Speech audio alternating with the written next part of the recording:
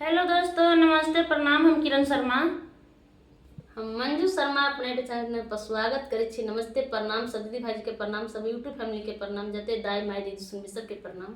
और हम दोनों देवरानी जेठानी जा रहा छी बहुत प्यारा सा, बहुत सुंदर छठी मैया के गीत का अहाँ सब जरूर सुनब, कमेंट करके जरूर बताएब गीत के केहन लागल, अहाँ सबके नहीं लागल, और प्यारा आशीर्वाद जरूर दे। बहुत सुंदर, बहुत प्यारा सा गीत है, अहाँ सब जरूर सुनब। के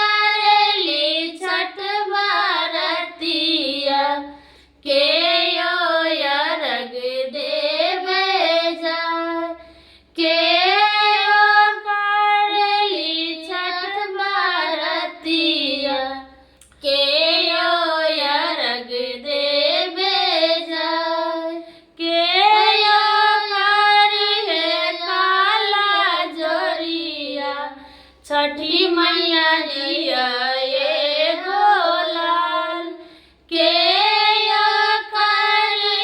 छला जोरिया।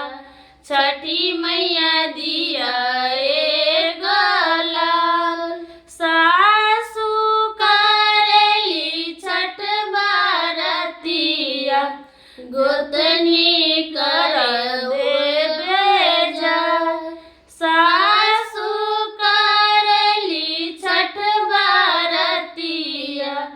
गोतनी अर्घ देवे जाय।